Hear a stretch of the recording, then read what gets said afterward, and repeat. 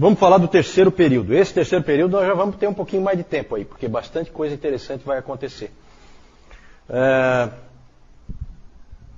Primeiro vamos de novo fazer aquele passar de olhos, mais 500 anos, esse item ali. Depois a gente vai aprofundar alguns pontos. Vamos falar do monasticismo medieval, que tem uns desdobramentos. Vamos falar das cruzadas. Vamos falar dos valdenses, que é conhecido como a reforma antes da reforma, né? Então aqui começa a ficar coisas muito interessantes para nós. Começam a aparecer coisas muito próximas de nós e que nos influenciaram muito. Vamos falar da teologia escolástica e do Tomás de Aquino, que é o principal representante, o grande teólogo desse período. Vamos falar do sistema sacramental. Aí nesse sistema sacramental não vou falar aqui, vocês vão ler um material que a Priscila ficou vários dias aí traduzindo, do professor Calhoun, em que ele criou um diálogo muito interessante, vocês vão gostar de ler. Vou entregar para vocês domingo que vem. Ele fez um diálogo entre um leigo e um padre. O leigo quer saber como que ele pode ser salvo, e o padre vai respondendo para ele. E com aquele diálogo a gente consegue pegar muito bem como que se imaginava a salvação nesse período da Idade Média.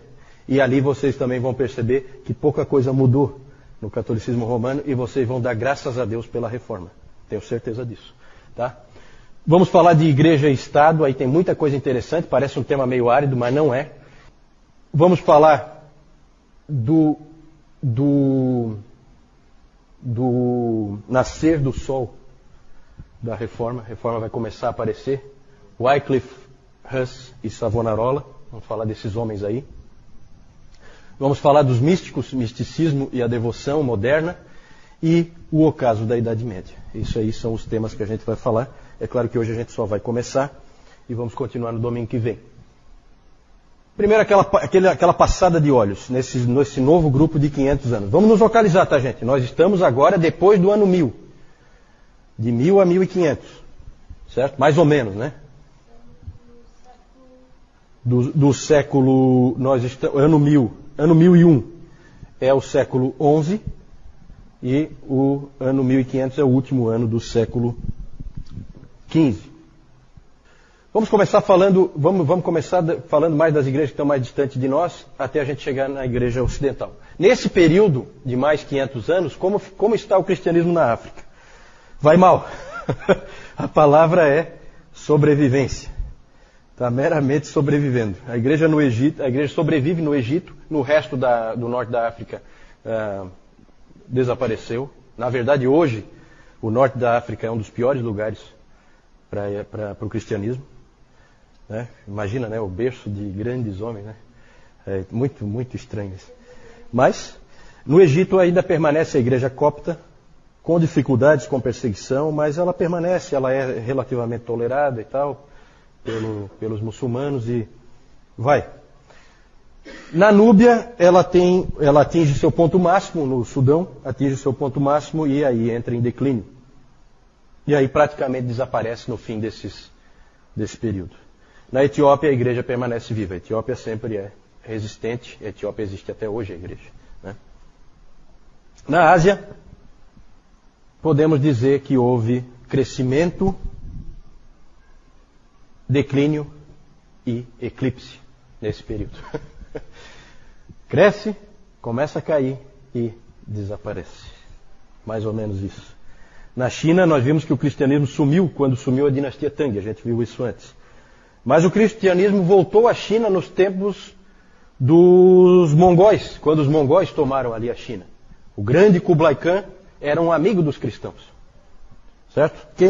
Quem conhece lá o Marco Polo, sabe que o Marco Polo ele foi lá para a China e ele encontrou cristãos lá. Certo? No século XIII, Marco Polo. João de Monte Corvino, que era um missionário italiano, ele foi muito bem recebido na China. E ele se tornou o primeiro arcebispo da China, João de Monte Corvino. O problema é que ele foi também o último. Ele foi o primeiro e o último. Então não vingou muito bem a coisa lá.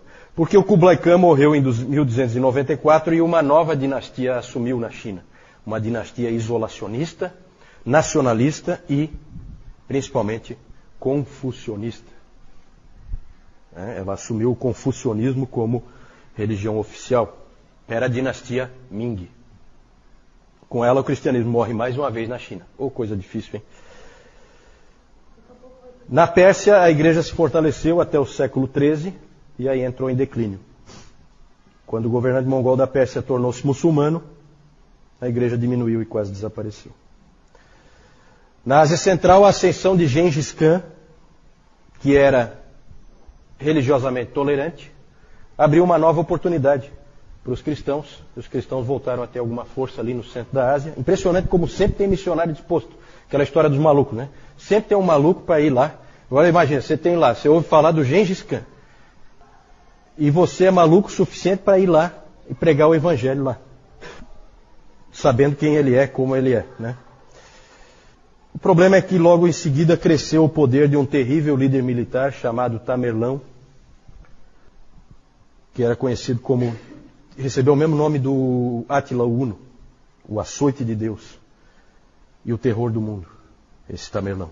Tamerlão era terrível, eu acho que foi o indivíduo que mais botou a igreja abaixo na história da igreja. Onde ele passava, ele destruía as igrejas completamente, não deixava vestígio nenhum. Isso porque ele era manco, né? Porque o nome dele, na verdade, era Timur. Tamerlão é um nome que se deu depois porque tem a palavra manco junto ali. E, imagina se ele não fosse manco. Aí acho que a gente estava lascado. Então a igreja na Ásia, a coisa não vai bem. Parece que Deus reservou realmente um lugar especial para a Europa. Um lugar estratégico. Né? Não é à toa. Pensem sempre na providência de Deus, tá? No futuro, a América seria descoberta pelos europeus, e os europeus iam encher de cristianismo na América. A ortodoxia oriental, em que pé que ela está? Bom, lá na transição do período anterior para esse, houve a conversão da Rússia, que foi o ponto alto. Então ela teve um ponto alto, que foi a conversão da Rússia, e um ponto extremamente baixo, que foi a queda de Constantinopla. Vocês sabem quem que tomou Constantinopla e derrubou Constantinopla? Os turcos otomanos, exatamente. Os turcos otomanos tomaram Constantinopla em 1453. Que é, para o estudo da história, a queda do Império Romano do Oriente. Certo? Não existe mais Império Romano em lugar nenhum. Né? Acabou-se. Tem o fantasma do Império Romano, que é o catolicismo. Né? Que eu falei numa outra vez. Esse é o fantasma. Vamos falar do catolicismo romano. E a gente pode falar de catolicismo romano mesmo, tá? Por quê? Porque é o catolicismo romano. Não existe no Ocidente nenhuma outra igreja. Sabe? Isso a gente tem que ter bem em mente. Quem é Lutero? É um católico romano. Quem é Calvino? É um católico romano. Todos são católicos romanos. Não existe outra igreja.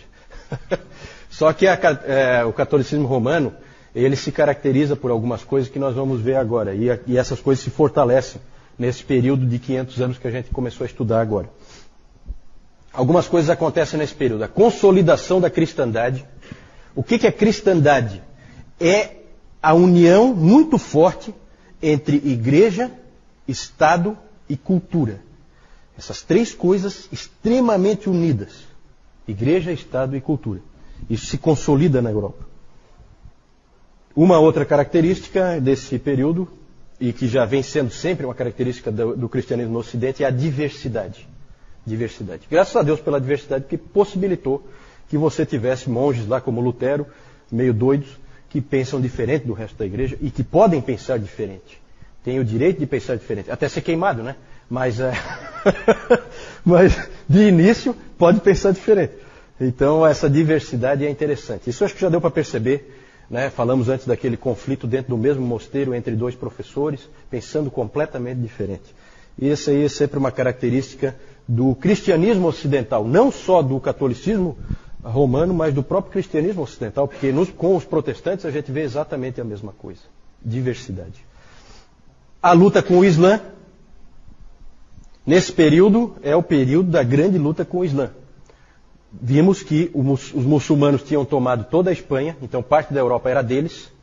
Como se chamam os muçulmanos da Espanha? Como eles eram conhecidos? Quem é que sabe? Os mouros, exatamente, os mouros. E, principalmente, o que eles tinham tomado? Que isso aí era inadmissível. a Terra Santa. Isso era inadmissível. O fato deles terem tomado a Terra Santa vai ensejar o quê nesse período? As Cruzadas. As Cruzadas.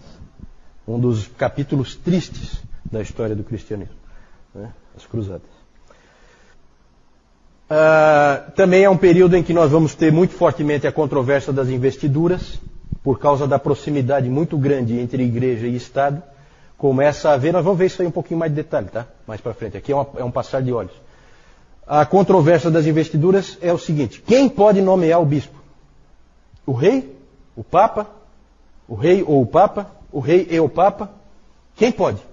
Morreu o bispo. Aí o rei quer pôr um cara dele. Mas o papa quer pôr um cara dele. E aí há essas brigas de poder. Sempre há essas controvérsias. Isso aí é muito interessante. Nós vamos tratar com um pouquinho mais de cuidado naquele item igreja e Estado. A produção teológica desse período é interessante. Não agrada muito a forma como a teologia era escrita, mas era o modelo que eles seguiram, porque eles seguiram um filósofo grego chamado Aristóteles, e isso determinou mais ou menos como a teologia era feita. E o grande expoente desse período na teologia é Tomás de Aquino. Tomás de Aquino, que é o grande teólogo do catolicismo romano. O que mais que se pode falar aqui? Surgiram novas ordens monásticas, outras se fortaleceram, vou falar daqui a pouquinho. Construíram-se grandes catedrais e palácios, agora num novo estilo, não no estilo romanista, mas no estilo gótico, certo? Porque agora são os bárbaros que estão ali, que já não são mais tão bárbaros assim. Na literatura há avanços, na verdade no final desse período nós temos o Renascimento, surgindo na Itália. Então nós vamos ter homens como Dante Alighieri e a sua Divina Comédia. Temos o Geoffrey Chaucer com os contos de Canterbury. A produção literária começa a crescer, ficar mais forte. Também é um período em que se percebe vários problemas na igreja. Sabe aquelas histórias que vocês sabem de papas absurdos, assim, que fizeram barbaridades? Né? É esse período aí. Certo? Aí aqui tem todo tipo de confusão. 3 papas. Aqui, olha, na verdade, tudo isso extremamente positivo para o surgimento do protestantismo. Né? Essas coisas negativas que foram acontecendo com o papado, e aí a tentativa de reforma conciliar, tudo isso aí nós vamos dar uma olhadinha bem rápida, né? Não temos condição de aprofundar. Mas tudo isso aí gera a oportunidade de ver as coisas mudarem. E então é um período assim de muita turbulência nesse período aí, temos reformas de todo tipo. Nesse período também houve o Concílio de Latrão para tentar botar um pouquinho de ordem na casa, porque a igreja estava mal. No fim do período surgem heresias, no fim desse período surgem uma série de heresias. No sul da França, os cátaros e os albigenses. Esses cátaros eram realmente... É uma heresia típica. Né? Eles eram um tipo gnóstico, assim. Uma nova era da Idade Média. Né? E outros movimentos também heréticos surgem nesse período. Né? Só que esses hereges aí a gente vai começar a gostar deles. Porque são os hereges com os quais a gente vai começar a se identificar. Né? Para a Igreja Católica Romana, hereges. Para nós, heróis. Valdenses, o John Wycliffe, eu acho que é Wycliffe que se pronuncia, o John Huss, na Boêmia. O Wycliffe e os seus Lollardos, eles pregaram a graça, traduziram a Bíblia, tudo coisas que nós gostamos, né? A mensagem dos Lollardos chegou até Praga, na Boêmia, hoje República Tcheca. Chegaram até Praga e atingiram John Huss, que foi queimado na estaca em 1415, no Concílio de Constança. E no século XV também, em Florença, na Itália, outro herege foi queimado, Girolamo Savonarola, queimado em 1498. Quando Savonarola foi queimado na estaca, um menino de 15 anos corria lá, nos campos da Alemanha. Chamava-se Martinho Lutero. Então nós estamos chegando. Né? Ali já é o despertar da reforma com Wycliffe, com Huss, primeiro os valdenses vieram antes, né? E graças a Deus, porque Deus fez assim. Então, mais um período aí de 500 anos.